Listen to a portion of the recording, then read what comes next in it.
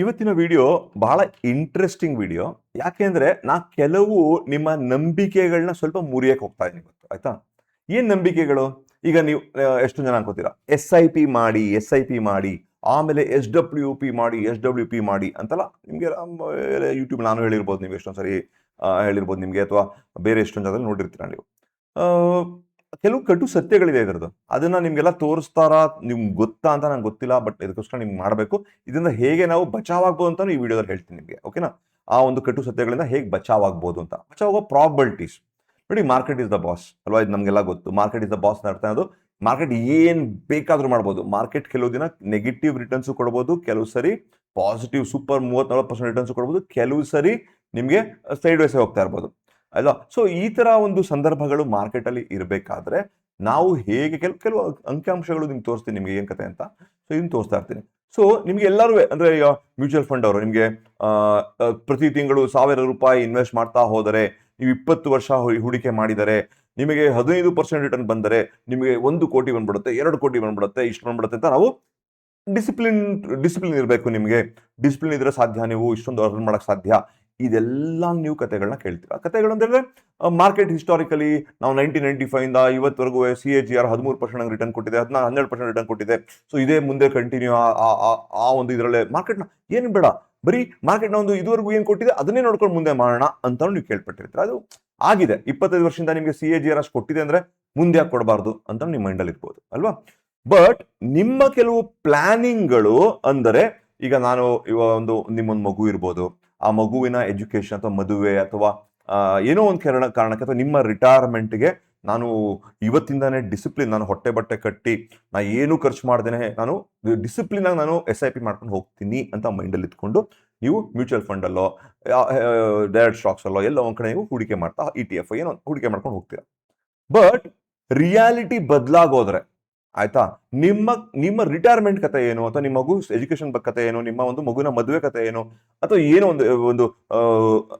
ಒಂದು ಕಾರಣಕ್ಕೋಸ್ಕರ ಹುಡುಗ ಅದ್ರ ಕತೆ ಏನಾಗುತ್ತೆ, ಅದು ರಿಯಾಲಿಟಿ.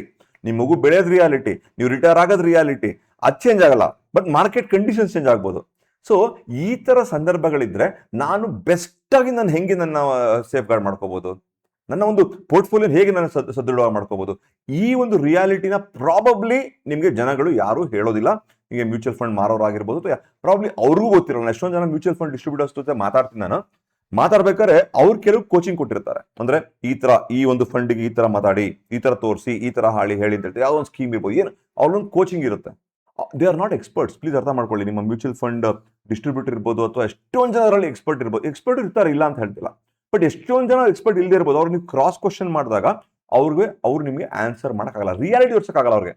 ಅವ್ರು ಹೇಳ್ತಾರೆ, ನೋಡಿ ಸರ್ ಏನ್ ಬಿಡಿ 10% ಬಂದ್ರೆ ನಿಮ್ಗೆ ಇಷ್ಟು ಬರುತ್ತೆ, 13% ಬಂದ್ರೆ ಕಾಂಪೌಂಡಿಂಗ್ ಅಂತ ಇನ್ನೊಂದು ಒಂದು ವಿಷಯ ಹೇಳ್ತಾರೆ ನಿಮಗೆ. ಕಾಂಪೌಂಡಿಂಗ್ ಆಗ್ತಾ ಹೋಗುತ್ತೆ. ಕಾಂಪೌಂಡಿಂಗ್ ಅಂದ್ರೆ ನಿಮಗೆ ಇಷ್ಟೊಂದು ಜಾಸ್ತಿ. ಕಾಂಪೌಂಡಿಂಗ್ ಹೇಗೆ ಆಗಕ್ ಸಾಧ್ಯ?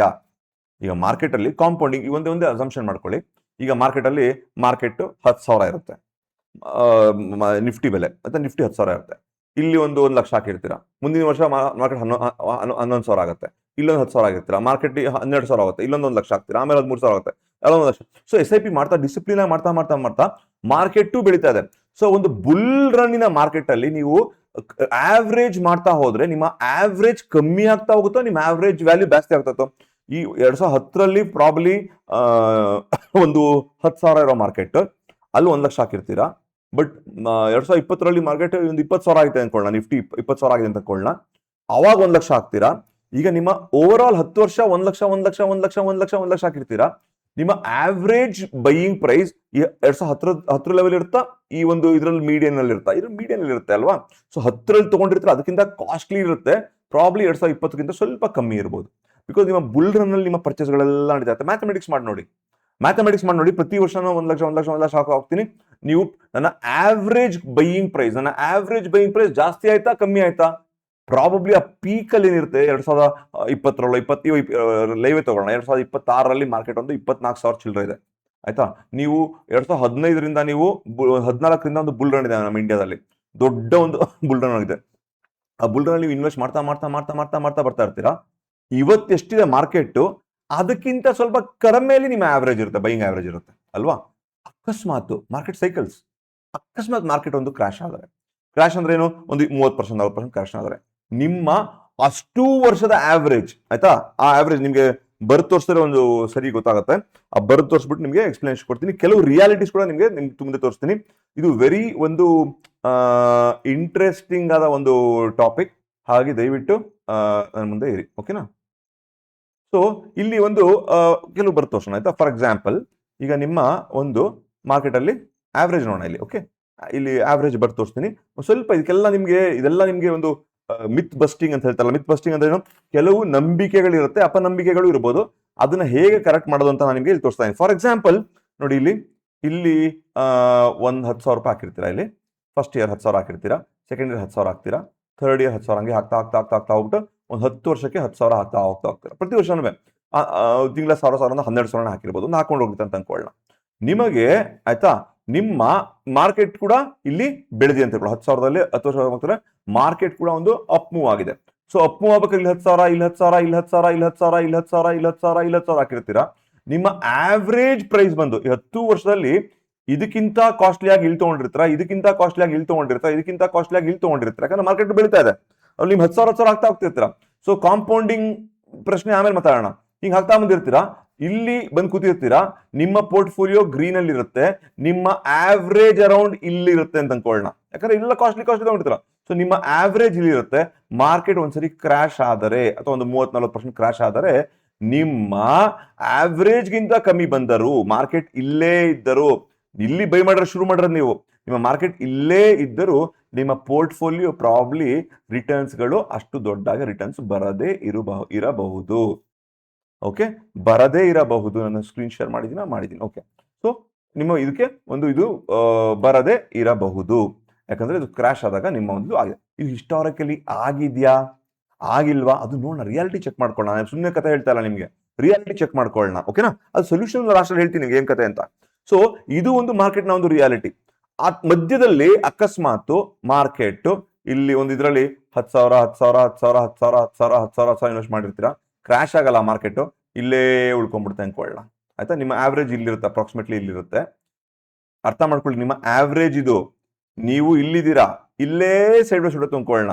ಅವಾಗ ಇಷ್ಟು ವರ್ಷದ ರಿಟರ್ನ್ ಇಲ್ಲಿ for example first year, second year, third year, fourth year, fifth year, sixth year, seventh year, 8th year, 9th year, 10th year ಅನ್ಕೊಳ್ಳೋಣ. ಇಲ್ಲಿ 10 ವರ್ಷ, ಇಲ್ಲಿ 11ನೇ ವರ್ಷ, 12ನೇ ವರ್ಷ, 13ನೇ ವರ್ಷ, 14ನೇ ವರ್ಷ, 15ನೇ ವರ್ಷ, 16ನೇ ವರ್ಷ, ಇಲ್ಲಿ 16 ವರ್ಷ ಇಲ್ಲಿದೆ ಅಪ್ರಾಕ್ಸಿಮೇಟ್ಲಿ, ಇಲ್ಲಿ 16 ವರ್ಷ ಅನ್ಕೊಳ್ಳೋಣ.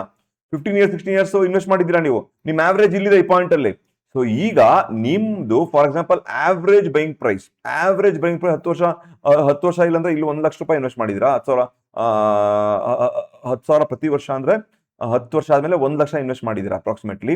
ನಿಮ್ಮ ಆವರೇಜ್ ಬೈಯಿಂಗ್ ಪ್ರೈಸ್ ಬಂದು ಅಪ್ರಾಕ್ಸಿಮೇಟ್ಲಿ ಇದು ಜಾಸ್ತಿ ಆಗಿ ಇರೋದು ಅರೌಂಡ್ 4 ಲಕ್ಷ ಆಗಿರ್ಬೋದು. ನಿಮ್ಮ ಇನ್ವೆಸ್ಟ್ಮೆಂಟ್ 1 ಲಕ್ಷ ಇನ್ವೆಸ್ಟ್ ಮಾಡಿದ್ರೆ 4 ಲಕ್ಷ ಆಗಿದೆ. ಬಟ್ ನಿಮ್ಮ ಆವರೇಜ್ ಬೈಯಿಂಗ್ ಪ್ರೈಸ್ ಬಂದು ಅರೌಂಡ್ 2.5 ಲಕ್ಷ ಅಂತ ಅನ್ಕೊಳ್ಳೋಣ, 2.5 lakhs ಅನ್ಕೊಳ್ಳೋಣ, ಅಂದಾಜು ಹೇಳ್ತಾ ಇದೀನಿ ನಿಮ್ಮ ಆವರೇಜ್ ಬೈಯಿಂಗ್ ಪ್ರೈಸ್. ಬಟ್ ಈಗ ಸದ್ಯಕ್ಕೆ ನಿಮ್ಮ ಒಂದು ಪೋರ್ಟ್ಫೋಲಿಯೋನ ಮೊತ್ತ ಬಂದು 4 lakhs ಇದೆ, ಬಟ್ ಆವರೇಜ್ ಬೈಯಿಂಗ್ ಪ್ರೈಸ್ ಬಂದು 2.5 lakhs ಇದೆ ಅಲ್ವಾ. ಮ್ಯಾಥಮೆಟಿಕ್ಸ್ ಅರ್ಥ ಅನ್ಕೋಬಹುದು. ಸೊ ನನಗೆ 10 ವರ್ಷದಲ್ಲಿ ರಿಟರ್ನ್ ಚೆನ್ನಾಗಿ ಬಂದಿದೆ ಅನ್ಕೋಬಹುದು ನೀವು ಇದರಲ್ಲಿ. ಬಟ್ ಸೈಡ್ ವೇಸ್ ಮಾರ್ಕೆಟ್ ಒಂದು 5-6 ವರ್ಷ ಆದ್ಮೇಲೆ ನಿಮ್ಮ ಟೋಟಲ್ ಚೆಕ್ ಮಾಡಬೇಕು. ಅವಾಗ ನೀವ್ ಮಾಡ್ತೀರಾ, ಇಲ್ಲೊಂದ್ ಸಾವಿರ ಹಾಕಿರ್ತೀರಾ. 10,000 ಎಲ್ಲ ಹಾಕದಾಗ ಈ ಪಾಯಿಂಟ್ ಅಲ್ಲಿ ನಿಮ್ಮ ಒಂದು ಇನ್ವೆಸ್ಟ್ಮೆಂಟ್ ಅರ್ಥ ಮಾಡ್ಕೊಳ್ಳಿ, ನಿಮ್ಮ total investment number of years check ಮಾಡಿದಾಗ ನಿಮ್ಮ ಒಂದು ಆವರೇಜ್ ಪ್ರೈಸ್ ಇಲ್ಲೇ ಇರ್ಬೇಕಾದ್ರೆ ನಿಮ್ಮ ರಿಟರ್ನ್ CAGR ನಿಮ್ದು ಕಮ್ಮಿ ಆಗುತ್ತದೆ. ಇದಕ್ಕೆ ಬದಲು ನಾನು FD ಹಾಕಿದ್ರೆ ಬೆಟರ್ ಆಗಿತ್ತಾ ಅಂತ ಅನ್ಸ್ಬೋದು ನಿಮ್ಗೆ, ಅಥವಾ ಇದಕ್ ಬದಲು ಒಂದು ಡೆಟ್ ಇದ್ರಲ್ಲಿ ಹಾಕಿದ್ರೆ ಬೆಟರ್ ಆಗಿರುತ್ತಾ, ಅಥವಾ ನಾನೊಂದು ಗೋಲ್ಡ್ ಅಲ್ಲಿ ಹಾಕಿದ್ರೆ ಬೆಟರ್ ಆಗಿತ್ತಾ. ಈ ಕೆಲವು ಪ್ರಾಬ್ಲಮ್ಗಳನ್ನ ಅಂದ್ರೆ ಈ ಸೈಡ್ ವೇಸ್ ಹೋದಾಗ ಆಗುವ ಪ್ರಾಬ್ಲಮ್ ಅಥವಾ ಕ್ರಾಶ್ ಆದಾಗ ನಂದು ಏನೊಂದು ಇದಾಗತ್ತೆ, ಇದರಿಂದ ಬಚಾವ್ ಆಗಬಹುದಾ. ಸ್ವಲ್ಪ ಅರ್ಥ ಆಗ್ತಿದೆ ಅಂತ ಕೂತಿ ನಾನು ಹೇಳ್ತಿರೋದು. ಇದಕ್ಕೆ ಇನ್ನೊಂದು ವಿಡಿಯೋ ನಿಮ್ಗೆ ವಿತ್ ನಂಬರ್ಸ್ ಮಾಡ್ಕೊಡ್ತೀನಿ. ಬಟ್ ಅದರ್ವೈಸ್ ಇದೆಲ್ಲ ಸ್ವಲ್ಪ ಅರ್ಥ ಮಾಡ್ಕೊಳ್ಳಿ ಏನ್ ವಿಷಯ ಅಂತ. ಇದೊಂದು ಕೆಲವು ಇಂಟ್ರೆಸ್ಟಿಂಗ್ ವಿಷಯಗಳನ್ನ ನಿಮ್ಗೆ ತೋರಿಸ್ತೀನಿ ಈ ಪಾಯಿಂಟ್ ಅಲ್ಲಿ. ಇದು ನನಗೆ ಒಂದು ಡೌ ಜೋನ್ಸ್ ನ ಚಾರ್ಟ್. ಓಕೆ, DJ ಯಾಕೆ ಸರ್ ಡೌ ಜೋನ್ಸ್ ನೋಡ್ಬೇಕು, ಇಂಡಿಯಾನ ತೋರಿಸ್ತೀನಿ ಸರ್ ಒಂದು ನಿಮಿಷ. ಅದಕ್ಕೂ ಮುಂಚೆ ಯಾಕೆ ಡೌ ಜೋನ್ಸ್ ತೋರಿಸ್ತಾ ಅಂದ್ರೆ ಇದೊಂದು ಇಯರ್ಲಿ ಚಾರ್ಟ್ ತೋರಿಸ್ತಾ ನಿಮ್ಗೆ, ತುಂಬಾ ಹಿಸ್ಟಾರಿಕಲ್ ಏನಾಯ್ತು ಅಂತ ನೋಡೋಣ. ಏನಕ್ಕೆ ನಮಗೆ ಮಾರ್ಕೆಟ್ ಅಲ್ಲಿ ಇಷ್ಟೊಂದು ಒಂದು ಗ್ರೇಟ್ ನ್ಯೂಸ್ಗಳು ಯಾವಾಗಿಂತ ಬಂತು, ಏನಾಯ್ತು ಅಂತ ನೋಡ್ಕೊಂಡು ಹೋಗೋಣ. ನಮ್ಮ ಇಂಡಿಯಾದಲ್ಲಿ ಏನಾಯ್ತು ಅಂತ ನೋಡೋಣ. US ಅಲ್ಲಿ ಒಂದು ಘಟನೆ ನಡೀತು, ಆ ಘಟನೆ ನಡೆದ ಮೇಲೆ ಮಾರ್ಕೆಟ್ ಅಲ್ಲಿ ಬುಲ್ ರನ್ ಆಯ್ತು. ಇಂಡಿಯಾದಲ್ಲೂ ಒಂದು ಘಟನೆ ನಡೀತು, ಅದಾದ್ಮೇಲೆ ಒಂದು ಒಳ್ಳೆ ಬುಲ್ ರನ್ ಆಯ್ತು. ಎರಡು ನೋಡೋಣ ಘಟನೆಗಳು ಏನು ಅಂತ ನೋಡೋಣ. ಅದಕ್ಕೂ ಮುಂಚೆ ಒಂದು interesting fact, 130 bar yearly bar 12 month ಅಂದ್ರೆ ಇಯರ್ಲಿ ಬಾರ್ ಹಾಕೊಂಡಿರೋದು. ಒಂದೊಂದು ಬಾರುವೆ ಒಂದೊಂದು ವರ್ಷ. ಓಕೆ, 130 ವರ್ಷದ ಚಾರ್ಟ್ ನೋಡ್ತಾ ಇದೀರ ನನ್ನ ಕಣ್ಮುಂದೆ ಈಗ. ಇಲ್ಲಿ ನೋಡಿ ಆಯ್ತಾ, ಇಲ್ಲಿ ನೋಡಿದಾಗ ನಿಮ್ಗೆ ಕೆಲವು ವಿಷಯಗಳು ಕೆಲವು ಸ್ಟಾರ್ಟ್ಲಿಂಗ್ ವಿಷಯಗಳು ಗೊತ್ತಾಗ್ತಾ ಹೋಗುತ್ತೆ. ನೋಡಿ ಈ ಪಾಯಿಂಟ್ ಅಲ್ಲಿ ಇಲ್ಲಿ 36 ಬಾರ್, ಇಲ್ಲಿ ನೋಡಿ ಇಲ್ಲಿ 36 ಬಾರ್, 36 ವರ್ಷಗಳು, 36 ಇಯರ್ಸ್ ಒಬ್ಬ ಮನುಷ್ಯ ಪ್ರಾಬ್ಲಿ ಇನ್ವೆಸ್ಟ್ ಮಾಡ್ತಾ ಬರ್ತಾನೆ. ಇಲ್ಲಿ ಇನ್ವೆಸ್ಟ್ ಮಾಡ್ತಾನೆ, ಇನ್ವೆಸ್ಟ್. ಸ್ವಲ್ಪ ಝೂಮ್ ಮಾಡಿ ತೋರಿಸ್ತೀನಿ, ಸ್ವಲ್ಪ ಈ ಇಂಟ್ರೆಸ್ಟಿಂಗ್ ಆಗುತ್ತೆ ನಿಮ್ಗಾಗ. ಆಯ್ತಾ, ನೋಡಿ ಇಲ್ಲಿ 36 ವರ್ಷ ಆಯ್ತಾ, ಮಾರ್ಕೆಟ್ ಅಲ್ಲಿ ಆಗಿಲ್ಲ ಅನ್ಕೋಬೇಡಿ. ಇನ್ವೆಸ್ಟ್ ಮಾಡ್ದ ಅವನ ಆವ್ರೇಜ್ ಇಲ್ಲೆಲ್ಲೋ ಇರುತ್ತೆ ಅನ್ಕೊಳ್ಳೋಣ, ಆವ್ರೇಜ್. ಯಾಕಂದ್ರೆ ಇಲ್ಲೆಲ್ಲ ಇನ್ವೆಸ್ಟ್ ಮಾಡ್ತಾ ಬರ್ಬೇಕಲ್ವಾ. ಇಲ್ಲೆಲ್ಲ ಹೂಡಿಕೆ ಮಾಡಿರ್ತಾನ ಅವನು, ಇಲ್ಲೆಲ್ಲೋ ಒಂದು ಆವ್ರೇಜ್ ಇರುತ್ತೆ. ಮಾರ್ಕೆಟ್ ಡುಮುಕ್ ಅಂತ ಬಿತ್ತು, ಅವನ ಆವ್ರೇಜ್ ಇನ್ವೆಸ್ಟ್ಮೆಂಟ್ ಆವ್ರೇಜ್ ಇಲ್ಲಿದೆ, ಸರಾಸರಿ ಆವ್ರೇಜ್ ಅಂದ್ರೆ ಅದು ಇಲ್ಲಿರುತ್ತೆ. ಬಟ್ ಇಲ್ಲಿದೆ 36 ವರ್ಷ ಆದ್ಮೇಲೂ, ಹೂಡಿಕೆ ಮಾಡದ್ಮೇಲೂ ಅವನಿಗೆ ಲಾಸ್ ಕಾಣಿಸುತ್ತಿರುತ್ತದೆ ಅವನ ಹೂಡಿಕೆಯಲ್ಲಿ. ಅಥವಾ ರಿಟರ್ನ್ಸ್ ಬಂದಿಲ್ಲ ಅನ್ಕೋಬಹುದು, ಅಥವಾ ನೆಗೆಟಿವ್ ರಿಟರ್ನ್ಸ್ 36 ಇಯರ್ಸ್ ಆದ್ಮೇಲೆ. ಒಬ್ಬ ಮನುಷ್ಯ 24 ವರ್ಷಕ್ಕೆ ಕೆಲ್ಸಕ್ಕೆ ಸೇರಿದ್ರೆ ಪ್ಲಸ್ 36 ವರ್ಷ ಜೋಡಿಸಿದ್ರೆ ಎಷ್ಟಾಯ್ತು? 0, 5 ಅಂದ್ರೆ 60 ವರ್ಷ. ರಿಟೈರ್ಮೆಂಟ್ 24 ವರ್ಷದ ಒಬ್ಬ ಹುಡುಗ 36 ವರ್ಷ ಸತತವಾಗಿ ಡಿಸಿಪ್ಲಿನ್ ಆಗಿ ಹೂಡಿಕೆ ಮಾಡ್ತಾ ಬರ್ತಾನೆ. ರಿಟೈರ್ಮೆಂಟ್ ಅನ್ನ ದುಡ್ಡು ಚೆನ್ನಾಗಿರುತ್ತೆ ಅನ್ಕೋತಾನೆ.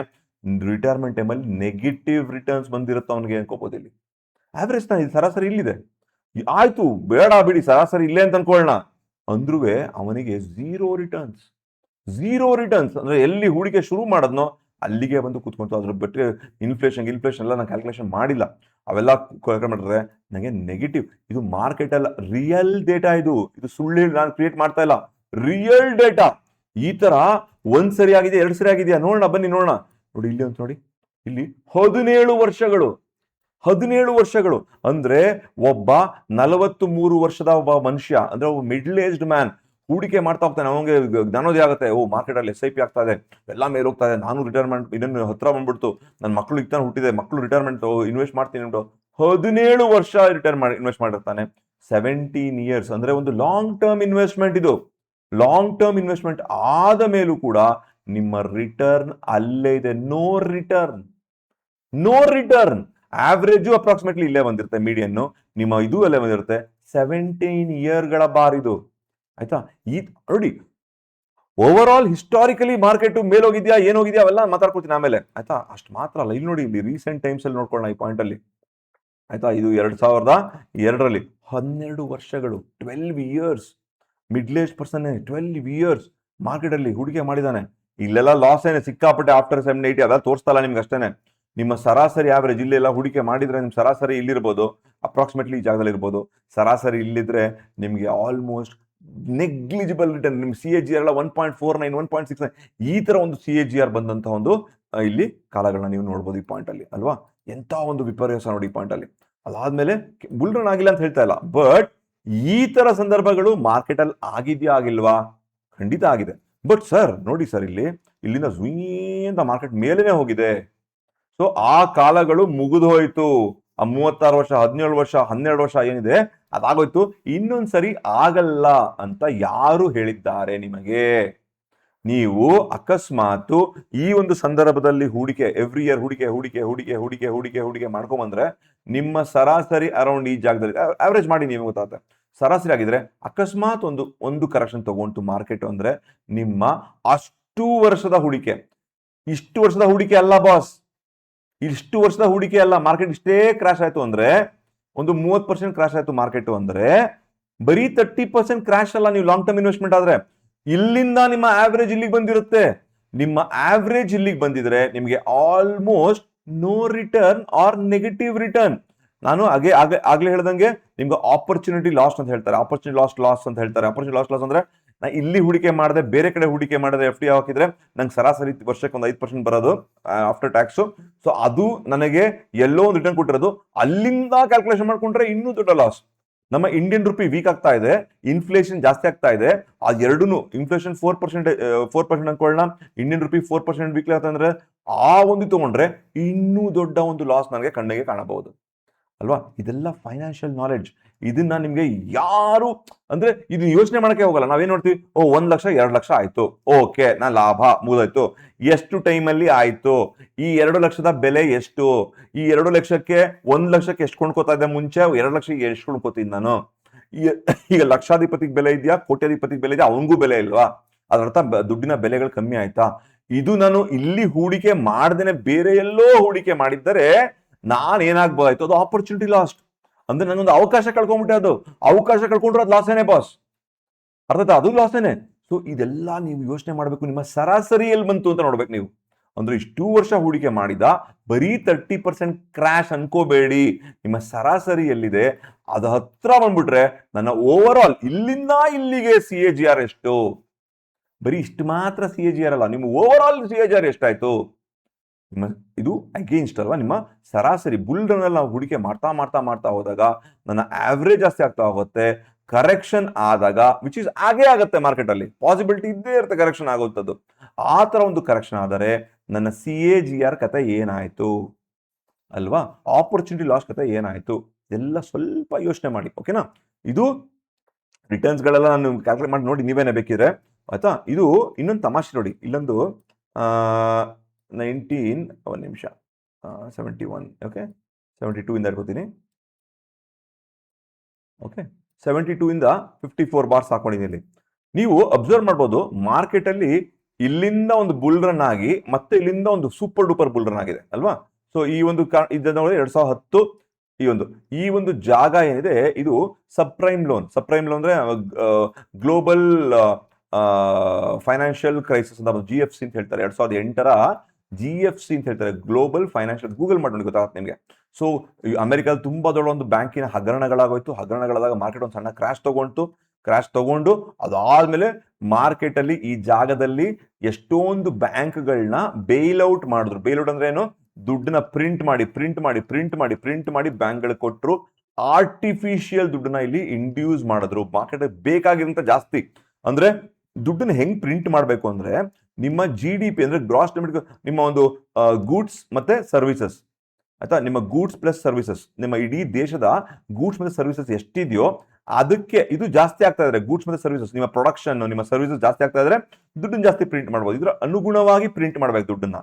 ಬಟ್ ಈ ಟೈಮಲ್ಲಿ ಬರೀ ಬ್ಯಾಂಕ್ಗಳನ್ನ ಬೇಲ್ಔಟ್ ಮಾಡಕ್ಕೆ ಅನ್ವಾಂಟೆಡ್ ಸಿಕ್ಕಾಪಟ್ಟೆ ದುಡ್ಡು ಪ್ರಿಂಟ್ ಮಾಡಿದ್ರು. ಕೋವಿಡ್ ಟೈಮಲ್ಲೂ ಅನ್ವಾಂಟೆಡ್ ಸಿಕ್ಕಾಪಟ್ಟೆ ದುಡ್ಡನ್ನು ಪ್ರಿಂಟ್ ಮಾಡಿದ್ರು ಅಲ್ವಾ, ಸಿಕ್ಕಾಪಟ್ಟೆ ದುಡ್ಡು ಪ್ರಿಂಟ್ ಮಾಡಿದ್ರು. ಅಷ್ಟು ಮಾರ್ಕೆಟ್ಗೆ ಬಂತು, ಅಷ್ಟು ಮಾರ್ಕೆಟ್ಗೆ ಬಂದಿದ್ದು ಅಷ್ಟು ನಮ್ಮ ಒಂದು ಸ್ಟಾಕ್ ಮಾರ್ಕೆಟ್ಗೆ ಹೋಯ್ತು. ಸೊ ಇಂತಹ ಒಳ್ಳೆ ಒಂದು ಬುಲ್ ರನ್ ನಿಮಗೆ ನೋಡ್ಲಿಕ್ಕೆ ಸಿಕ್ತು. ಇದು ಸಸ್ಟೈನಬಲ್ ಅಂದ್ರೆ ಇದು ನಡೀತಾ ಹೋಗುತ್ತಾ ಹೀಗೇನೆ. ಆ ಓವರ್ ಈಟಿಂಗ್ ತುಂಬಾ ಚೆನ್ನಾಗಿ ತುಂಬಾ ಜಾಸ್ತಿ ತಿಂದಿರೋದನ್ನ ಕಕ್ಕೋಬೇಕಾ ಮಾರ್ಕೆಟ್, ಯಾವತ್ತೊಂದು ದಿವಸ ಕಕ್ಕೊಳ್ಳೇಬೇಕು ತಾನೆ. ಓವರ್ ಈಟ್ ಮಾಡಿದ್ರೆ ಕಕ್ಕೊಳ್ಳೇಬೇಕು ಮಾರ್ಕೆಟ್. ಅದು ಯಾವಾಗ ಅನ್ನೋದು ಬಿಟ್ಟಾಕೆ ನಂಗೆ ಗೊತ್ತಿಲ್ಲ. ಬಟ್ ನಿಮ್ಮ ಲಾಂಗ್ ಟರ್ಮ್ ಪ್ಲಾನ್ ಅರ್ಥ ಮಾಡ್ಕೊಳ್ಳಿ. ಲಾಂಗ್ ಟರ್ಮ್ ಅಂದ್ರೆ 20 ವರ್ಷ 15 ವರ್ಷ 10 ವರ್ಷ ಎಷ್ಟೊಂದು ವರ್ಷ ಆ ಟೈಮಲ್ಲೇ ಮಾರ್ಕೆಟ್ ಕಕ್ಕೊಂಡ್ಬಿಟ್ರೆ ಏನ್ ಮಾಡೋದು ಅಲ್ವಾ? ಸೊ ಇದು ನನ್ನ ಒಂದು ಕ್ವೆಶನ್, ನಿಮ್ ಪ್ರಶ್ನೆ. ಅದಕ್ಕೆ ಆನ್ಸರ್ ನೋಡ್ಕೊಳ್ಳೋಣ ಲಾಸ್ಟಲ್ಲಿ. ಸರ್ DJ ಆಯ್ತು, ನಿಫ್ಟಿ ತೋರಿಸಿ ಸರ್ ಅಂತ ಕೇಳ್ಕೊಂಡ್ರೆ ನಿಫ್ಟಿ ನೋಡೋಣ ಬನ್ನಿ. ನಿಫ್ಟಿಯಲ್ಲಿ ಇದು 12 ವರ್ಷದ ಒಂದು 12 ಮಂತ್ಸ್ನ ಒಂದು ಇದು ಚಾರ್ಟ್. ಎವ್ರಿ ಒಂದು ಇದು ಒಂದೊಂದು ವರ್ಷ ಒಂದು ಕ್ಯಾಂಡಲ್ವೆ. ಇಲ್ಲಿ ನೋಡಿ, ಇಲ್ಲಿ 2007ರಲ್ಲಿ ಹೂಡಿಕೆ ಮಾಡಿದವನು, ಆಯ್ತಾ, ಈ ಒಂದು ಜಾಗದಲ್ಲಿ 2020 13 ವರ್ಷಗಳು 13 ಇಯರ್ಸ್ 13 ವರ್ಷ ಇಲ್ಲಿ ಹೂಡಿಕೆ ಮಾಡಿ ಶುರು ಮಾಡ್ದ ಅನ್ಕೊಳ್ಳಿ. ಆವರೇಜ್ ಮಾಡ್ಕೊಳ್ತಾ ನಿಮ್ಮ ಆವರೇಜ್ ಅರೌಂಡ್ ಈ ಜಾಗದಲ್ಲಿ ಇರುತ್ತೆ. ಇಲ್ಲೆಲ್ಲೋ ಒಂದ್ ಕಡೆ ನಿಮ್ಮ ಆವರೇಜ್ ಸರಾಸರಿ ಇರುತ್ತೆ ಈ ಪಾಯಿಂಟ್ ಅಲ್ಲಿ. ನೋಡಿ ಕ್ಯಾಂಡಲ್ ನೋಡಿ, ತುಂಬಕ್ಕಂತ ಇದು 6 ಮಂತ್ಸ್ ಹಾಕೊಂಡ್ರೆ ಇಲ್ಲೆಲ್ಲ ಕ್ಯಾಂಡಲ್ಗಳು ಇರುತ್ತೆ ಬಾಸ್, ಇಲ್ಲೆಲ್ಲ ಕ್ಯಾಂಡಲ್ಗಳು ಇರುತ್ತೆ. ನಿಮ್ಮ ಪ್ಯಾನಿಕ್ ಏನಾಗ್ಬೋದು, ನಿಮ್ಮ ಸೈಕಾಲಜಿ ಏನ್ ಮಾಡ್ತಾ ಇರ್ತೀವಿ ಪಾಯಿಂಟ್ ಅಲ್ಲಿ, ಈ ಒಂದು ವಿಕ್ ಅಲ್ಲಿ ಇದನ್ನ ಮಾತ್ರ ನೋಡ್ಬಿಡ್ತೀವಿ ನಾವು ಕರೆಕ್ಟ್. ಬಟ್ ಈ ಒಂದು ವಿಕ್, ಈ ಒಂದು ಕಡ್ಡಿ ಆಗ್ಬೇಕಾದ್ರೆ ಇಲ್ಲೆಲ್ಲ ಕ್ಯಾಂಡಲ್ಗಳು ಇರುತ್ತೆ ಇಲ್ಲೆಲ್ಲಾನು. ಸೊ ನಿಮ್ಮ ಸರಾಸರಿ ಇಲ್ಲಿರುತ್ತೆ. 13 ವರ್ಷಗಳು ಕಷ್ಟಪಟ್ಟು ಹೂಡಿಕೆ ಮಾಡಿ ಹೂಡಿಕೆ ಮಾಡಿರ್ತೀರಾ. ಈ ಒಂದು ವರ್ಷದಲ್ಲಿ ಜುಮ್ ಅಂತ ನಿಮ್ಮ ಕಣ್ಣು ಮುಂದೆನೆ ಪ್ರಾಫಿಟ್ ಹೋಗ್ತಾ ಇರೋ ಗ್ರೀನ್ ಕಲರ್ ಇರುವಂತ ನಿಮ್ಮ ಪೋರ್ಟ್ಫೋಲಿಯೋ ರೆಡ್ ಆಗ್ತಾ ಬರ್ತೈತೆ, ನಿಮ್ಮ ಪ್ರಾಫಿಟ್ ಕಮ್ಮಿ ಆಗ್ತಾ ಹೋಗುತ್ತೆ. ಈ ಒಂದು ಜಾಗಗಳಲ್ಲಿ ನಿಮ್ಮ ಸೈಕಾಲಜಿ ಏನ್ ಮಾಡುತ್ತೆ, ನೀವು ಪ್ರಾಫಿಟ್ ಬುಕಿಂಗ್ ಮಾಡ್ಕೊಳ್ಳೋದು ಅಥವಾ ನಿಮ್ಮ ಪೋರ್ಟ್ಫೋಲಿಯೋ ಎಕ್ಸಿಟ್ ಮಾಡ್ಕೊಳ್ಳೋದು, ಮಾರ್ಕೆಟ್ ಇಂದ ಹೊರಗೋಡೋಗೋದು ಏನೋ ಒಂದು ಮಾಡಿರ್ತೀರಾ. ನೋಡಿ ಈ ಜಾಗಕ್ಕೂ after 13 years 0 or negative return. ನಮ್ಮ ಇನ್ಫ್ಲೇಷನ್ ಏನಾರು ಎಲ್ಲ ನೋಡ್ಕೊಂಡ್ರೆ 0 ಆರ್ ನೆಗೆಟಿವ್ ರಿಟರ್ನ್ ಬಾಸ್, ಆಯ್ತಾ? ಈ ತರ ಆಗಿದೆಯಾ ಅಲ್ವಾ, ನೀವು ನೋಡ್ಕೋಬೇಕು. ಇದು ಯಾವ ವರ್ಷ ಇದು ನೋಡಿ, ನಮ್ಮ ಒಂದು ಮಾರ್ಕೆಟ್ ಒಂದು ಬುಲ್ ರನ್ ಏನಾಯ್ತು ಅಂದ್ರೆ ಇಲ್ಲಿ ತನಕ ನೋಡಿ, ಮಾರ್ಕೆಟ್ ಇಲ್ಲಿ ತನಕ ಮಾಮೂಲಿ ಮಾರ್ಕೆಟ್ ಇಷ್ಟು ವರ್ಷಗಳು NSE ಓಪನ್ ಮಾಡಾದ್ಮೇಲೆ ಇಂಡಿಯನ್ ಮಾರ್ಕೆಟ್ ಹಿಂಗೆ ಇದೆ.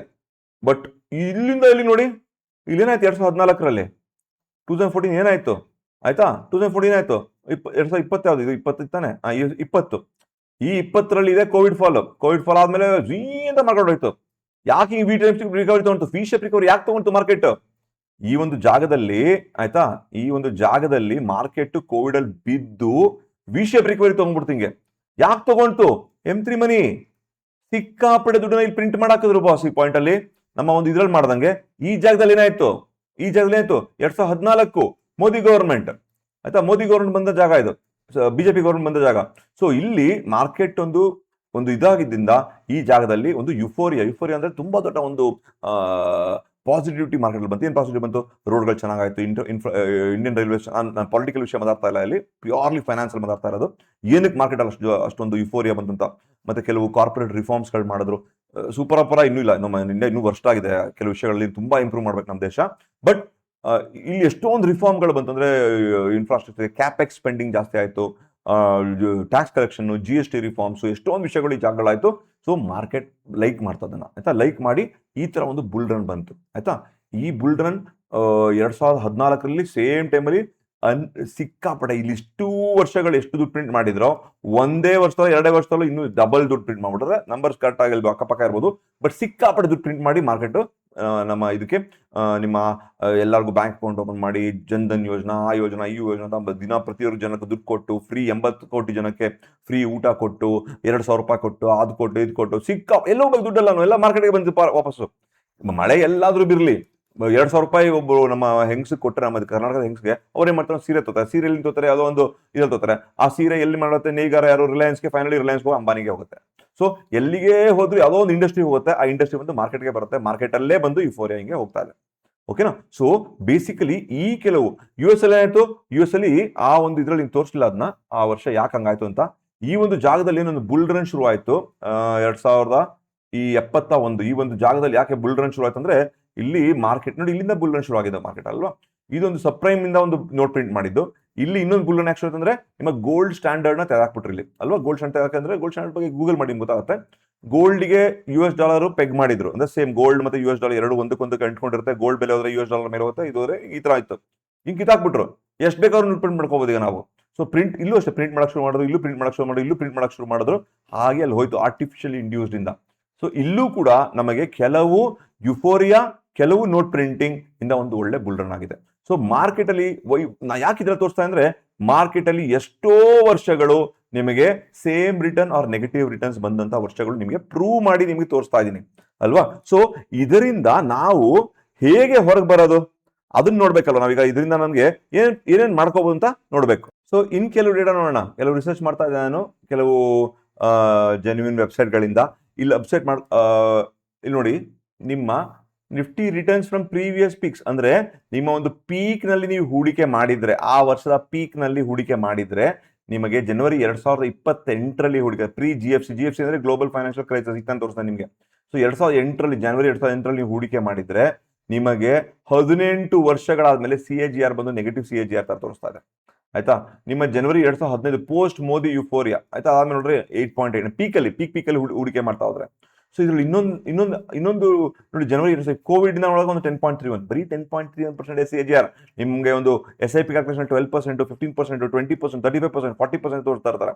ಸೊ ಅದು ಯಾವುದೋ ಒಂದು ವರ್ಷಗಳಾಗಿದೆ, ಇಲ್ಲ ಅಂತ ಹೇಳ್ತಿಲ್ಲ ಆಯ್ತಾ. ಕೆಲವು ನೋಡಿ ಅಕ್ಟೋಬರ್ FPI ಮ್ಯಾಸಿವ್ ಸೆಲ್ಲಿಂಗ್ ಮಾಡಕ್ ಶುರು ಮಾಡಿದ್ರು ಅಲ್ವಾ. 2021 ಆದ್ಮೇಲೆ ಕಂಟಿನ್ಯೂ ಸೆಲ್ ಮಾಡ್ತಿದ್ದಾರೆ 4.62%. ಇದೆಲ್ಲ ರಿಯಲ್ ಡೇಟಾಗಳು ಬಾಸ್. ಸೊ ಇದೆಲ್ಲ ನೀವು ಇದೆಲ್ಲ ಆರ್ಟಿಕಲ್ಗಳನ್ನ ನೀವು ಓದ್ಬೇಕು ಕೆಲವೆಲ್ಲನೂ ಆಯ್ತಾ. ಇದು Nifty 20 year CAGR falls below 10%, ಅಂದ್ರೆ 20 ವರ್ಷದ CAGR 10% ಗಿಂತ ಕಮ್ಮಿ ಬಂದಿದೆ.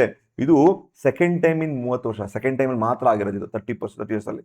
ಸೊ ಮಾರ್ಕೆಟ್ ನಿಮ್ಗೆ ಪ್ಯಾನಿಕ್ ಪಡಿಸ್ತಾ ಇಲ್ಲ ನಾನು ಆಯ್ತಾ, ನಾನು ನಿಮ್ಗೆ ಹೆದರಿಸ್ತಾ ಇಲ್ಲ. ಬಟ್ ಇದನ್ನ ಹೇಗೆ ನಾವು ಎಚ್ಚೆತ್ಕೋಬಹುದು, ಏನ್ ಮಾಡ್ಬೋದು ಅಂತ ನೀವು ಸ್ವಲ್ಪ ಒಂದೆರಡು ವಿಷಯಗಳು ಹೇಳ್ತೀನಿ. ಒಂದು ಏನು, ನಿಮ್ಮ ಪೋರ್ಟ್ಫೋಲಿಯೋಲಿ ನೀವು ಗ್ರೋತ್ ಕಡೆಗೆ, ಅಂದ್ರೆ ನಾನು ಗ್ರೋ ಆಗ್ಬಿಡ್ತೀನಿ ಇದೇ ತರ ಬುಲ್ ರನ್ ಇದೆ. ತುಂಬಾ ಹೊಸಬ್ರು ಎಷ್ಟೊಂದು ಜನ ಇರ್ತಾರೆ ಇದರಲ್ಲಿ, ಅಂದ್ರೆ ಹೊಸ ಇನ್ವೆಸ್ಟ್ಮೆಂಟ್ ಮಾಡ್ತಾ ಇರೋರು. ಬರೀ ಎಕ್ವಿಟಿಯಲ್ಲೇ ನೀವು ಸ್ಟ್ರಾಂಗ್ 80%, 90% ನೀವು ಎಕ್ವಿಟಿಯಲ್ಲೇ ಇದ್ರೆ, ಈ ತರ ಆದಾಗ ವಿಚ್ ಹಾಗೆ ಆಗುತ್ತೆ ಯಾವುದೋ ಒಂದು ದಿವಸ ಅಲ್ವಾ. ಯಾವುದೋ ಒಂದು ದಿವಸ ನಿಮ್ಗೆ ಹೊಟ್ಟೆ ತುಂಬಿದ್ರೆ ಕಟ್ಕೊಳ್ಳೇಬೇಕು ಅಂತ ಹೇಳಿದೀನಿ ನಿಮ್ಗೆ ಅಲ್ವಾ. ಪ್ಲಸ್ ಮಾರ್ಕೆಟ್ ಕರೆಕ್ಷನ್ಸ್ಗಳು ಆಗ್ತಾ ಇರಬೇಕು, ಎಲ್ಲ ಆಗ್ತಾ ಇರಬೇಕು. ಸೊ ಈ ತರ ಒಂದು ಸಂದರ್ಭಗಳಲ್ಲಿ ನೀವು ಏನ್ ಮಾಡ್ಬೋದು? ಸೊ ಹಾಗಾಗಿ ನಿಮ್ಮ ಪೋರ್ಟ್ಫೋಲಿಯೋನ ಹೆವಿ ಆನ್ ಎಕ್ವಿಟಿ ಮಾಡಕ್ ಬದಲು ನಿಮ್ಮ ಪೋರ್ಟ್ಫೋಲಿಯೋನ ಬ್ಯಾಲೆನ್ಸ್ಡ್ ಆಗಿರಬೇಕು. ಏನ್ ಬ್ಯಾಲೆನ್ಸ್ ಅಂದ್ರೆ ಅತಿ ಆಸೆ ಪಡೆದೇನೆ ನಿಮ್ಮ ಪೋರ್ಟ್ಫೋಲಿಯೋಲಿ ಪ್ರಾಬ್ಲಿ ಡೆಟ್ ಫಂಡ್ಗಳು ಇಡ್ಬೋದು, ಡೆಟ್ ಫಂಡ್ ಅಲ್ಲಿ ಇಡ್ಬೋದು, ಕೆಲವು ಸ್ವಲ್ಪ ಪರ್ಸೆಂಟೇಜ್ ಎಕ್ವಿಟಿ ಇಡ್ಬೋದು. ಎಕ್ವಿಟಿ ಗ್ರೋ ಆಗಲ್ಲ ಅಂತ ಹೇಳ್ತಿಲ್ಲ ನಾನು. Market has given one of the best investment opportunity. Stock market is one of the best businesses ಅಲ್ವಾ? ಸೊ ಕರೆಕ್ಷನ್ ಆಗೋದ್ರ ನಿಯಮ, ಬಟ್ ಒಳ್ಳೆ ರಿಟರ್ನ್ಸ್ ಕೊಟ್ಟಿರೋದು ಮಾರ್ಕೆಟ್ 40% 50% ಎಲ್ಲಿ ಯಾವ ಒಂದು ಇದು ಕೊಡೋಕೆ ಸಾಧ್ಯ, ಬಿಸ್ನೆಸ್ ಕೊಡೋಕೆ ಸಾಧ್ಯ? ಸೊ ಮಾರ್ಕೆಟೇ ಕೊಡೋಕೆ ಸಾಧ್ಯ. So market is great. ಅದನ್ನ ಯೂಸ್ ಮಾಡ್ಕೊಳ್ಳೋದು ಹೆಂಗೆ ಅಂತ ಗೊತ್ತಿರಬೇಕು. ಒಂದು ನಮ್ಮ ಒಂದು ಬ್ಯಾಲೆನ್ಸ್ ಪೋರ್ಟ್ಫೋಲಿಯೋ. ಗೋಲ್ಡ್ ನಾನು ಯಾವತ್ತು ಹೇಳ್ತಾ ಇದ್ದೀನಿ, ಗೋಲ್ಡ್ ಸಿಲ್ವರ್ 20% ಹೆಡ್ಜ್ ಯಾವತ್ತಿಂದ ಹೇಳ್ತಾ ಇದ್ದೀನಿ ನಾನು. 6 ವರ್ಷದಿಂದ ಗೋಲ್ಡ್ ಹೆಡ್ಜ್, ಗೋಲ್ಡ್ ನಾನು ಯೂಟ್ಯೂಬ್ ವಿಡಿಯೋ ನೋಡ್ಕೊಂಡ್ ಗೋಲ್ಡ್ ಬಗ್ಗೆ ನಾನು 6 ವರ್ಷದಿಂದ ಮಾತಾಡಿದ್ದೀನಿ ಅಲ್ವಾ? ಸೊ ಗೋಲ್ಡ್ ಅಂಡ್ ಸಿಲ್ವರ್ ಈ ತರ ಒಂದು ಪ್ರೆಷಿಯಸ್ ಮೆಟಲ್ ಈ ತರ ಕೆಲವು ಕಡೆ ಹೆಡ್ಜ್ ಆಗಿ ಇಟ್ಕೊಂಡಿರ್ಬೇಕು. ಕೆಲವು ಕಡೆ ನಿಮ್ಮ ಒಂದು ಫೈನಾನ್ಸ್ ಬರೀ ಸ್ಟಾಕ್ ಮಾರ್ಕೆಟ್ ಮಾತ್ರ ಅಲ್ಲ. ಫೈನಾನ್ಸ್ ಅಂದ್ರೆ ಓವರ್ ಆಲ್ ರಿಯಲ್ ಎಸ್ಟೇಟ್ ಕಡೆ ನಿಮ್ದು ಎಷ್ಟಿದೆ ನೋಡ್ಕೋಬೇಕು ಆಯ್ತಾ? ರಿಯಲ್ ಎಸ್ಟೇಟ್ ಕಡೆ ನಿಮ್ಮ ಒಂದು ಬ್ಯಾಲೆನ್ಸ್ ಮಾಡೋಕ್ಕೆ ಒಂದು ಡೆಟ್ ಫಂಡ್ಗಳಲ್ಲಿ ಎಷ್ಟು ಇಟ್ಕೋತೀರಾ, ಎಕ್ವಿಟಿಲಿ ಎಷ್ಟು ಇರ್ತೀರಾ, ಎಕ್ವಿಟಿಲೂ ನೀವು ಯಾವ ತರ ಒಂದು ಡಿಸ್ಟ್ರಿಬ್ಯೂಟ್ ಮಾಡಿರ್ತೀರಾ, ಒಂದು ಲಾಂಗ್ ಟರ್ಮ್ ಅಲ್ಲಿ ಲಾರ್ಜ್ ಕ್ಯಾಪ್ ಅಲ್ಲಿ ಎಷ್ಟು ಇರ್ತೀರಾ, ಸ್ಮಾಲ್ ಕ್ಯಾಪ್ ಎಷ್ಟು, ಒಂದು ಮಲ್ಟಿ ಬ್ಯಾಗರ್. ನಾನು ನೋಡಿದ್ದೀನಿ ಎಷ್ಟೊಂದು ಜನ ಅವರ 100% ಇನ್ವೆಸ್ಟ್ಮೆಂಟ್ ಮಲ್ಟಿ ಬ್ಯಾಗರ್ ಹಾಕ್ಬಿಟ್ಟಿರ್ತಾರೆ. Multi bagger high risk high reward. Okay ನಾ ತಗೋತೀನಿ ಅಂತ ಲಾಂಗ್ ಟರ್ಮ್ಗಳಲ್ಲಿ ಇನ್ವೆಸ್ಟ್ ಮಾಡಿರ್ತಾರೆ ಮಲ್ಟಿ ಬ್ಯಾಗರ್ ಸ್ಟಾಕ್ಗಳಲ್ಲಿ ಆಯ್ತಾ? ಕೆಲವರು ಬರೀ ನಾನು ಬೇಡಪ್ಪ ಬರೀ ಲಾರ್ಜ್ ಕ್ಯಾಪ್ ಮಾಡಿರ್ತೀನಿ, ಲಾರ್ಜ್ ಕ್ಯಾಪ್ ಇಸ್ ಸೇಫ್ ಅಂತ. Large cap is safer than multi bagger, but market risk ಲಾರ್ಜ್ ಕ್ಯಾಪ್ಗೂ ಇದೆ. ಕೋವಿಡ್ ಟೈಮಲ್ಲಿ ಬಿದ್ದಾಗ ಲಾರ್ಜ್ ಕ್ಯಾಪ್ ಬಿತ್ತು, ನಿಮ್ಮ ಸ್ಮಾಲ್ ಕ್ಯಾಪ್ ಬಿತ್ತು, ನಿಮ್ಮ ಮಲ್ಟಿ ಬ್ಯಾಗರ್ ಬಿತ್ತು, ಪ್ರತಿಯೊಂದು ಬಿತ್ತು ಅಲ್ವಾ? ಸೊ ನಿಮ್ಮ risk is exposed. Don't forget that ಆಯ್ತಾ? ಅದು ಒಂದು ಮೆಥಡ್, ನಿಮ್ಮ ಒಂದು ಪೋರ್ಟ್ಫೋಲಿಯೋನ ಬ್ಯಾಲೆನ್ಸ್ ಮಾಡಿಟ್ಕೊಳ್ಳೋದು. ಎರಡನೇ ಮೆಥಡ್ ಏನಂದ್ರೆ, ನನಗೆ ಒಂದು ಮಾರ್ಕೆಟ್ ಅಲ್ಲಿ ಒಂದು ಕನ್ಸಿಡರಬಲ್ ಪ್ರಾಫಿಟ್ ಬಂದಾಗ ಕೆಲವು ಪ್ರಾಫಿಟ್ ನ ಬುಕ್ ಮಾಡ್ಕೊಂಡು ಆಯ್ತಾ, ಅದನ್ನ ನಾನು ಒಂದು ಫಿಕ್ಸ್ಡ್ ಇನ್ಕಮ್ ಇದರಲ್ಲಿ ಇಟ್ಟು ಮಾರ್ಕೆಟ್ ಕ್ರಾಶ್ಗಳಾದಾಗ ಮತ್ತೆ ದುಡ್ಡನ್ನ ಮಾರ್ಕೆಟ್ ಹಾಕೋದು. ಇದು ಇನ್ನೊಂದು ಮೆಥಡ್. ನಿಮ್ಮ ಹೆಡ್ಜಿಂಗ್ ಮಾಡೇ ಇರಬೇಕು. 20% ನಿಮ್ಮ ಒಂದು ಪೋರ್ಟ್ಫೋಲಿಯೋಲಿ ಗೋಲ್ಡ್ ಸಿಲ್ವರ್ ಇದ್ರೆ ಒಳ್ಳೇದು, ಡೆಟ್ ಫಂಡ್ ಇರಬೇಕು. ಬಟ್ ಇನ್ನು ಮಿಕ್ಕಿ ಇದರಲ್ಲಿ ಏನ್ ಮಾಡ್ಬೋದು, ಈ ತರ ಕೆಲವು ಪ್ರಾಫಿಟ್ ಬುಕಿಂಗ್ ಮಾಡ್ಕೊಂಡು ಮಾಡ್ಬೋದು. ಅಥವಾ rupee cost averaging, one of the best method. Rupee cost averaging ಏನ್ ಮಾಡ್ತಿರ್ತೀವಿ ನಾವು, ಮಾರ್ಕೆಟ್ ಯಾವಾಗ ಕೆಳಗೆ, ಇದು SIP ಮಾಡೋರಿಗೆ ರುಪಿ ಕಾಸ್ಟ್ ಆವರೇಜಿಂಗ್ ಮಂತ್ಲಿ ಮಾಡ್ತೀರಾ, ಅಥವಾ ಮಾರ್ಕೆಟ್ ಕ್ರಾಶ್ ಆದಾಗ ಕೆಲವು ನೋಡಿ, ಈಗ ಮಂತ್ಲಿ 10,000 ರೂಪಾಯಿ ಇನ್ವೆಸ್ಟ್ ಮಾಡ್ಬೇಕು ಅನ್ಕೊಳ್ಳೋಣ, ಐಡಿಯಾ ಕೊಡ್ತೇನೆ ಅಷ್ಟೇ. ಮಂತ್ಲಿ 10,000 ರೂಪಾಯಿ SIP ಮಾಡ್ಬೇಕು ಅಂತೀನಿ. ನಾನು ಏನ್ ಮಾಡ್ತೀನಿ, ಬರೀ ಈ ಒಂದು ಬುಲ್ ರನ್ ಅಲ್ಲಿ ನನ್ನ ದುಡ್ಡನ್ನ ಬರೀ 3,000 4,000 ಮಾತ್ರ ಬುಲ್ ರನ್ ಇಟ್ಕೊಂಡು ಹೋಗ್ತಾ ಇರ್ತೀನಿ. ಕೆಲವು ಕರೆಕ್ಷನ್ ಆದಾಗ ಮಿಕ್ಕಿದ್ದನ್ನ ನಾನು ನಾನು ಒಂದು ಲಿಕ್ವಿಡ್ ಫಂಡ್ ಅಲ್ಲಿ ಇಟ್ಟಿರ್ತೀನಿ. ಲಿಕ್ವಿಡ್ ಫಂಡ್ ಇಟ್ಕೊಂಡು ಅದು ನಾನು ಬಿದ್ದಾಗ ಹಾಕ್ತೋಗಿ. ನೋಡಿ, ರೈಟ್ ಮೆಥಡ್ ಅಂತ ಇಲ್ಲ. ಮಾರ್ಕೆಟ್ ಅಲ್ಲಿ ಈ ತರ ಮಾಡಿದಾಗ ನಿಮ್ಗೆ ರಿಟರ್ನ್ಸ್ ಕಮ್ಮಿ ಬರುತ್ತೆ. ಏನೋ ಸೇಫ್ಟಿ ತೊಗೊಳಕ್ ಹೋಗ್ಬೇಕಾದ್ರೆ ರಿಟರ್ನ್ಸ್ ಕಮ್ಮಿ ಬರುತ್ತೆ. ಅಗ್ರೆಸಿವ್ ಆದಾಗ ನಾನು ಮಾರ್ಕೆಟ್ ರಿಟರ್ನ್ಸ್ ಬರ್ಬೋದು, ಬಟ್ ಮಾರ್ಕೆಟ್ ಚೆನ್ನಾಗಿ ಬರುತ್ತೆ ಅಂದಾಗ ಚೆನ್ನಾಗಿ ಮುಕ್ಕರಿಸಿ ಬೀಳಬಹುದು. ಸೊ ಈ ತರ ಕೆಲವು ಇರ್ಬೇಕಾದ್ರೆ ನೀವು ಒಂದು ಬ್ಯಾಲೆನ್ಸ್ಡ್ ಅಪ್ರೋಚ್ ಮಾಡಿದ್ರೆ ತುಂಬಾ ಒಳ್ಳೇದು. ಸೊ ಮಲ್ಟಿಪಲ್ ವೇಸ್ ಇರುತ್ತೆ. ಒಂದು ಅಕಸ್ಮಾತ್ ನೀವು ಚಾರ್ಟ್ ರೀಡಿಂಗ್ ಚೆನ್ನಾಗಿ ಗೊತ್ತಿತ್ತು, ಅಥವಾ ನೀವೆಲ್ಲ ಮಾಡಿದ್ರೆ ನಿಮ್ಮ ಒಂದು ಮಾರ್ಕೆಟ್ ಅಲ್ಲಿ ಕರೆಕ್ಷನ್ ಪಾಸಿಬಿಲಿಟೀಸ್ ಇರಬೇಕಾದ್ರೆ ನೀವು ಪೋರ್ಟ್ಫೋಲಿಯೋ ಹೆಡ್ಜ್ ಮಾಡ್ಕೋತೀರಾ ಅನ್ಕೊಳ್ಳೋಣ. ಓಕೆ, ಪೋರ್ಟ್ಫೋಲಿಯೋ ಹೆಡ್ಜಿಂಗ್ ನಿಮ್ಮ ಆಪ್ಷನ್ಸ್ ಇರೋದು PE ಇರೋದನ್ನೇ ನಿಮ್ಮ ಪೋರ್ಟ್ಫೋಲಿಯೋ ಹೆಡ್ಜ್ ಮಾಡೋಕ್ಕೋಸ್ಕರ ಅಲ್ವಾ? ನಿಮ್ಮ ಫ್ಯೂಚರ್ ಇರೋದೇ ನಿಮ್ಮ ಪೋರ್ಟ್ಫೋಲಿಯೋ ಹೆಡ್ಜ್ ಮಾಡೋಕ್ಕೋಸ್ಕರ. ಸೊ ಈ ತರ ಒಂದು ಸಂದರ್ಭಗಳಲ್ಲಿ ನಾನು ಪೋರ್ಟ್ಫೋಲಿಯೋ ಹೆಡ್ಜ್ ಮಾಡಿಟ್ಟಿರ್ತೀನಿ. ಈ ಅಕಸ್ಮಾತ್ ಮಾರ್ಕೆಟ್ ಅಲ್ಲಿ ಒಂದು ವಾರ್ನ ಸಂದರ್ಭ ಆಯಿತು, ಪೋರ್ಟ್ಫೋಲಿಯೋ ಹೆಡ್ಜ್ ಮಾಡಿಡ್ಬೋದು ಆಯ್ತಾ? ಮಾರ್ಕೆಟ್ ಕೆಳಗೆ ಬೀಳಬೇಕು ಅಂತಿಲ್ಲ, ಮಾರ್ಕೆಟ್ ಅಲ್ಲಿ ಅಲ್ಲೇ ಇದ್ಬಿಟ್ಟು ಮತ್ತೆ ವಾಪಸ್ ಮೇಲೆ ಹೋಗಿ ನಿಮ್ಮ PE ಬೈ ಮಾಡೋದ್ರಲ್ಲಿ ಲಾಸ್ ಮಾಡಿಡ್ಬೋದು ನಿಮ್ನ. ಬಟ್ ಅದು ಇನ್ಶೂರೆನ್ಸ್ ಅಲ್ವಾ, ಅದು ಇನ್ಶೂರೆನ್ಸ್ ತಗೋತಾ ಇರೋದು ನೀವು. ಸೊ ಈ ತರ ಕೆಲವೇನೋ ಒಂದು ಲಾಂಗ್ ಟರ್ಮ್ ಅಲ್ಲಿ ರಿಟರ್ನ್ಸ್ ಬರ್ತಾ ಇರ್ಬೇಕಾದ್ರೆ ನಿಮ್ಗೆ ಎಂತ ಒಂದು 17 ವರ್ಷ ನಿಮ್ಗೆ ರಿಟರ್ನ್ಸ್ ಕೊಡದೇ ಇರುತ್ತಲ್ಲ, ಆ ತರ ಸಂದರ್ಭದಲ್ಲಿ ನೀವು PE ಬೈಯೋ ಈ ತರ ಒಂದು ಕೆಲಸಗಳನ್ನ ಮಾಡಿಕೊಂಡಾಗ ಪ್ರಾಬ್ಲಿ ಒಂದು ಬಲ್ಕ್ ದುಡ್ಡು ಬರುತ್ತೆ. ಬಿದ್ದಾಗ ಮತ್ತೆ ಹಾಕಿದಾಗ ನನಗೆ ನನ್ನ ನಾನು ತೋರಿಸ್ನಲ್ಲ ಆವ್ರೇಜ್ ಕಮ್ಮಿ ಮಾಡ್ಕೊಂಡು ಹೋಗ್ಬೋದು ಪ್ರಾಬ್ಲಿ. ಸೊ ಈ ತರ ಕೆಲವು ಇದರಿಂದ ನಾವು ಬಚಾವಾಗ್ಲಿಕ್ಕೆ ನಮಗೆ ಸಾಧ್ಯತೆಗಳು ಆಗ್ತಾ ಹೋಗುತ್ತೆ. So again excuse me, right answer wrong answer ಅಂತ ಇಲ್ಲ ಇದರಲ್ಲಿ.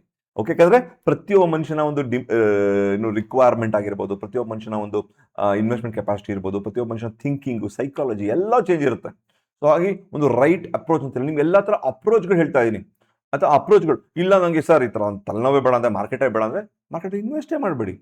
ಬ್ಯೂಟಿಫುಲ್ ವಿಷಯಗಳಿದೆ ಮಾರ್ಕೆಟಲ್ಲಿ. ಏನು ಅಂದ್ರೆ ಡೆಟ್ ಫಂಡ್ಗಳು, ಲಿಕ್ವಿಡ್ ಫಂಡ್ಗಳು, ಎಷ್ಟೊಂದು ವಿಷಯಗಳಿದೆ, ಅದರಲ್ಲೆಲ್ಲ ಹೂಡಿಕೆ ಮಾಡ್ಬೋದು. ಎಷ್ಟೊಂದು ಜನ ಹೇಳ್ತಾರೆ sir intraday trading is very dangerous compared to weekly position trading, monthly position trading ಅಂತ ಹೇಳ್ತಾರೆ ಆಯ್ತಾ? ಅದ್ರದ್ದೇ ಅಂತ ರಿವಾರ್ಡ್ ರಿಸ್ಕ್ ಇರುತ್ತೆ ಆಯ್ತಾ? ಪೊಸಿಷನ್ ತಗೊಂಡಾಗ್ಲೇ ಬೇರೆ ತರ risk, hedge ಲಾಸ್ಗಳಾಗುತ್ತೆ.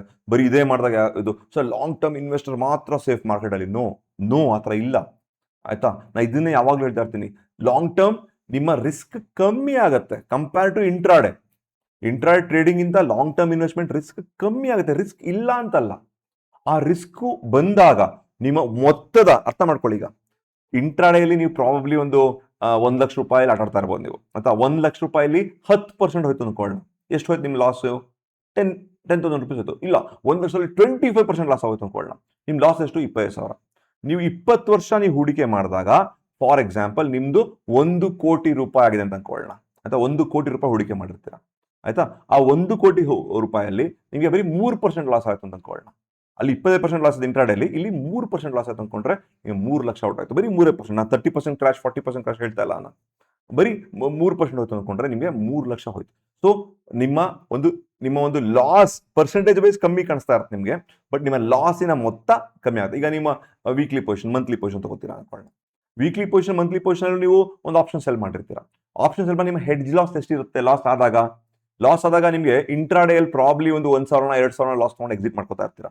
Weekly position hedge ತಗೊಂಡು ನೀವು ಏನು ಅಡ್ಜಸ್ಟ್ಮೆಂಟ್ ಮಾಡ್ದೇನೆ, ಏನು ಮಾಡ್ದೇನೆ ಒಂದು ಇದು ಮಾಡ್ಕೊಂಡು ಕೂತ್ಕೊಂಡಿರಿದ್ರೆ ಲಾಸ್ಗಳನ್ನೇ 20,000 10,000 15,000 ಇದ್ರೆ ಆ ಕಡೆ ಈ ಕಡೆ ಅಲ್ವಾ, ಆ ಲಾಸು ಜಾಸ್ತಿ ಆಯ್ತು ಅಲ್ಲಿ ಅಲ್ವಾ. ಸೊ ಪ್ಲೀಸ್ ಅರ್ಥ ಮಾಡ್ಕೊಳ್ಳಿ, ಇಲ್ಲಿ safety reward risk correct, risk ಜಾಸ್ತಿ ರಿವಾರ್ಡ್ ಕಮ್ಮಿ, ರಿವಾರ್ಡ್ ಜಾಸ್ತಿ ಇರ್ಬೇಕಾದ್ರೆ ರಿಸ್ಕ್ ಜಾಸ್ತಿ, ರಿವಾರ್ಡ್ ಕಮ್ಮಿ ಇರ್ಬೇಕಾದ್ರೆ ರಿಸ್ಕ್ ಕಮ್ಮಿ, ಇದು ಟ್ರೂ.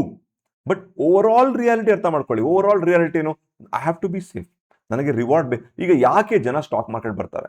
FD ಯಾಕೆ ಹಾಕಲ್ಲ? FDನೇ ಯಾಕೆ ಹಾಕಲ್ಲ? ಅಥವಾ ಒಂದು ಏನು ಮಾಡಿದೆ ಮನೆಯೊಳಗೆ ಯಾಕೆ ಇಟ್ಕೊಳ್ಳಲ್ಲ ದುಡ್ಡು ನಾವು ಲಾಕರಲ್ಲಿ? ಸೇಫ್ ಅಲ್ವಾ? ಯಾವ ಮಾರ್ಕೆಟ್ ಏನಾರು ಬೆಳ್ಳಿ, ಅಂಬಾನಿ ಏನಾರಾಗಲಿ, ಗ್ಲೋಬಲ್ ವಾರ್ ಆಗಲಿ, ಏನಾರಾಗಲಿ, ನಂಗೆ FD ಹಾಕಿರ್ತೀನಪ್ಪ, ದುಡ್ಡು ಬರ್ತಾ ಇರುತ್ತೆ, ಮನೇಲಿ ಲಾಕರ್ ಇಟ್ಟರೆ ಇನ್ನೂ ಬರುತ್ತೆ ಅಂತ ಬೆಟರ್ ಅಲ್ವಾ? ಸೇಫ್, ಲೋಯೆಸ್ಟ್ ರಿಸ್ಕ್ ಅದು. But why are you doing it? ನಿಮ್ಗೆ ಯಾಕೆ ಮಾಡ್ತಾ ಇದ್ದೀರಾ? ನೀವು ರಿವಾರ್ಡ್ ಬೇಕು ಅಂತ ಮಾಡ್ತಾ ಇದ್ದೀರಾ. ಸೊ ರಿವಾರ್ಡ್ ಬೇಕು ಅಂದಾಗ ನೀವು ಈ ಥರ ಎಲ್ಲ ಯೋಚನೆ ಮಾಡಬೇಕು. ಓಕೆನಾ? ಹೋಪ್ಫುಲಿ ಈ ವಿಡಿಯೋ ನಿಮಗೆ ಅರ್ಥ ಆಯ್ತು ಅನ್ಕೋತೀನಿ. ಅರ್ಥ ಆಗಿಲ್ಲ ಅಂದರೆ ದಯವಿಟ್ಟು ರಿವೈಂಡ್ ಮಾಡಿ ನೋಡ್ಕೊಳ್ಳಿ. ಇದರಲ್ಲಿ ಕೆಲವು ವೆರಿ ಇಂಪಾರ್ಟೆಂಟ್ ಇಂಟ್ರೆಸ್ಟಿಂಗ್ ವಿಷಯಗಳನ್ನ ಹೇಳ್ತೀನಿ. ಓಕೆ, ನಿಮ್ಮ ಒಂದು ಫೈನಾನ್ಷಿಯಲ್ ನಾಲೆಜ್ ಇಂಪ್ರೂವ್ ಮಾಡೋಕ್ಕೆ. ಸೊ ಮಾರ್ಕೆಟಲ್ಲಿ ಏನಾಗ್ತದೆ ಎಚ್ಚೆತ್ಕೊಂಡು ಅದ್ರ ಪ್ರಕಾರ ಬಿಹೇವ್ ಮಾಡಿ. ಮಾರ್ಕೆಟ್ ರಿಟರ್ನ್ಸ್ ಹೆದರ್ಸ್ತಾ ಇಲ್ಲ ನಿಮಗೆ, ಮಾರ್ಕೆಟ್ ರಿಟರ್ನ್ ಕೊಟ್ಟೇ ಕೊಡುತ್ತೆ, ಕೊಟ್ಟಿದೆ ಹಿಸ್ಟಾರಿಕಲಿ. ನೀವು ನೋಡಿದ್ರೆ ಹಿಸ್ಟಾರಿಕಲ್ ಕೊಟ್ಟಿದೆ, ಬಟ್ ಕೊಡದೇ ಇರುವ ವರ್ಷಗಳು, ಸುಮಾರು ವರ್ಷಗಳು ಕೊಡದೇ ಇರೋ ವರ್ಷಗಳಿದೆ, ಆಯ್ತಾ? ಅದು ಟೈಟನ್ ಒಂದು ವಿಷಯ ಹೇಳ್ತಾ ಇರ್ತೀನಿ ಯಾವಾಗಲೂ ನಾನು. ಟೈಟನ್ ಚಾರ್ಟ್ ನೋಡ್ಕೊಂಡ್ ಬನ್ನಿ. ಟೈಟನ್ ಚಾರ್ಟ್ ಸ್ಟಾರ್ಟಿಂಗ್ ಎಲ್ಲ 10 ರೂಪಾಯಿ ಇತ್ತು, 40 ರೂಪಾಯಿ. 10 ರೂಪಾಯಿಂದ 40 ರೂಪಾಯಿ ಆದ ತಕ್ಷಣ 4 ಟೈಮ್ಸ್ ಜಾಸ್ತಿ. ಈಗ 1 ಲಕ್ಷ ರೂಪಾಯಿ ಹಾಕಿದ್ರೆ ನಿಮ್ 4 ಲಕ್ಷ ಆಗೋಯ್ತದು 40 ರುಪೀಸ್ ಆದಾಗ. ಸೊ ಏನ್ ಅನ್ಬೇಕು, ಅವ್ನು ಸೈಕಾಲಜಿ ಆಗುತ್ತೆ, 1 ಲಕ್ಷ 4 ಲಕ್ಷ ಎಕ್ಸೈಟ್ ಮಾಡ್ಕೊ ಅಂತ ಹೇಳ್ತಾ ಇರ್ತಾರೆ. ಆಮೇಲೆ ಆಯ್ತು 4 ಲ್ಯಾಕ್ ಇಂದ 3 ಲ್ಯಾಕ್ 2 ಲ್ಯಾಕ್ 4 ಲ್ಯಾಕ್ ಆಗಿ 50,000 ಆಗೋಯ್ತು. ಅಂದ್ರೆ 1 ಲಕ್ಷ ಹೂಡಿಕೆ ಮಾಡಿದ್ರೆ 50,000 ಅಂದ್ರೆ 5 ರೂಪಾಯಿ ಆಗೋಯ್ತು ಟೈಟನ್ ಸ್ಟಾಕ್. ಅಂದ್ರೆ ಅವ್ನ ಸೈಕಾಲಜಿ 4 ಲಕ್ಷ ಆಗಿತ್ತು, 50,000 ಆಗೋಯ್ತು ಈಗ ಅಂತ ಒಂದು ಸೈಕಾಲಜಿ. ಆ 5 ರೂಪಾಯಿ ಆಲ್ಮೋಸ್ಟ್ 3-4 ವರ್ಷ ಎಷ್ಟೋ ಅಷ್ಟೇ ರೂಪಾಯಿ, 10 ರೂಪಾಯಿ ಒಳಗೇ ಇದೆ. ಅಂದ್ರೆ ಎಷ್ಟೋ ವರ್ಷಗಳು ಅಲ್ಲೇ ಇರ್ತಾನ ಅವನು. ಆಮೇಲೆ ಅವ್ನ ಸೈಕಾಲಜಿ ಅಂತ ಹೇಳ್ಬೇಕು ನೋಡಿ. ಈಗ ಸಡನ್ ಆಗಿ ಮಾರ್ಕೆಟ್ ಸ್ವಲ್ಪ ಮತ್ತೆ 10 ರೂಪಾಯಿ ಬಂತು. ಎಷ್ಟೊಂದು ಜನ ಹಬ್ಬ ಹಾಕಿ ದುಡ್ಡು ಬಂತಪ್ಪ ಅಂತ ತಗೊಂಡೋಗ್ಬಿಡ್ತಾರೆ. ಅದೇನಾಯ್ತು, ಆಮೇಲೆ 2 ಲಕ್ಷ ಆಯ್ತು. ಇನ್ನು ಕೆಲವರು ಅಯ್ಯೋ 50,000 ಆಯ್ತು, 2 ಲಕ್ಷ ಡಬಲ್ ಆಯ್ತು ತಗೊಳ್ಳಮ್ಮ, ಮತ್ತೆ ಅಯ್ಯೋ 4 ಲಕ್ಷ, ಲಾಸ್ಟ್ ಟೈಮ್ 4 ಲಕ್ಷ ಆದ್ಮೇಲೆ ಬಿದೋಗಿತ್ತು, ಈ ಸರಿ ಬೇಡ ಅಂತ ತಗೊಂಡ್ತಾರೆ. ಅದೇ ಬಿಟ್ಟಿದ್ರೆ ಈಗ 2,000-3,000 ಚಿಲ್ಲರೆ ಬಿಟ್ಟಿದ್ರೆ ಸೈಕಾಲಜಿ ಅದೇ ಹೇಳ್ತಾ ಇರೋದು. ಪ್ರತಿಯೊಬ್ಬ ಮನುಷ್ಯಂದು ಸೈಕಾಲಜಿ ಹೆಂಗೆ ಎಫೆಕ್ಟ್ ಮಾಡ್ತಾ ಇರುತ್ತೆ ಅಂತ ಹೇಳ್ತಾ ಇದ್ದೀನಿ ನಿಮಗೆ ಅಲ್ವಾ. So market is the boss. ಮಾರ್ಕೆಟ್ಲಿ ಈ ಥರ ಎಲ್ಲ ಆಗ್ತಾ ಇರುತ್ತೆ. ಆಗ್ಬೇಕಾದ್ರೆ ನಾನು ಹೇಗೆ ಅದ್ರ ನೋಡಿ, ಅದೇ ಟೈಟನ್ ಎಕ್ಸಾಂಪಲ್ ತಗೊಂಡ್ರೆ ಮಾರ್ಕೆಟ್ ಬಂತು ಮೇಲಕ್ಕೆ, ಬಟ್ ಆ ಮಧ್ಯದಲ್ಲಿರುವ ಸೈಕಾಲಜಿಕಲ್, ಆ ಮಧ್ಯದಲ್ಲಿ ಈಗ 1 ಲಕ್ಷ ಇನ್ವೆಸ್ಟ್ ಮಾಡಿ ಟೈಟನ್ ಅಲ್ಲಿ 5 ವರ್ಷ ಆದ್ಮೇಲೆ ನಿಮ್ಗೆ ಏನೋ ಒಂದು ದುಡ್ಡು ಬೇಕು ಅಂತಿರುತ್ತೆ, 50,000 ಆಗೋಯ್ತದು. ಫೈನಲಿ ಆಯ್ತು 50,000 ಆಗೋಯ್ತು. ನಿಮ್ಗೆ ಬೇಕಾದಾಗ ಏನ್ ಮಾಡ್ತೀರಾ ಆ ಟೈಮಲ್ಲಿ ಅಲ್ವಾ. ಸೊ ಇದು ವೆರಿ ವೆರಿ ಎಸೆನ್ಷಿಯಲ್. ಸೊ ನೀವು ಈ ಥರ ಹೆಡ್ಜ್ ಟೂಲ್, ಗೋಲ್ಡ್ ಸಿಲ್ವರ್ ಈ ಥರ ಇಟ್ಕೊಂಡು ಡೆಟ್ ಫಂಡ್ ಅಲ್ಲಿ ಬ್ಯಾಲೆನ್ಸ್ ಮಾಡಿಕೊಂಡು ಅಥವಾ ರಿಯಲ್ ಎಸ್ಟೇಟ್ ಇಟ್ಕೊಂಡ್ರೆ ನೀವು ಫೈನಾನ್ಷಿಯಲಿ ಮುಳುಗೋಗಲ್ಲ. ಫೈನಾನ್ಷಿಯಲಿ ನಿಮಗೆ ಮಲ್ಟಿಪಲ್ ಚೀಸಸ್ ನಿಮಗೆ ಕಾಪಾಡ್ತಾ ಇರುತ್ತೆ. ಓಕೆ, ಹೋಪ್ಫುಲಿ ನನ್ನ ಒಂದು ಏನು ಹೇಳಕ್ಕೆ ಟ್ರೈ ಮಾಡ್ತಾ ಅಂತ ನಿಮ್ಗೆ ಅರ್ಥ ಆಯ್ತು ಅನ್ಕೋತೀನಿ. ಓಕೆ, ಏನೇ ವಿಷಯಗಳಿದ್ರೆ ಡೌಟ್ ಇದ್ರೆ ಕಮೆಂಟಲ್ಲಿ ತಿಳಿಸಿ. Have a great day.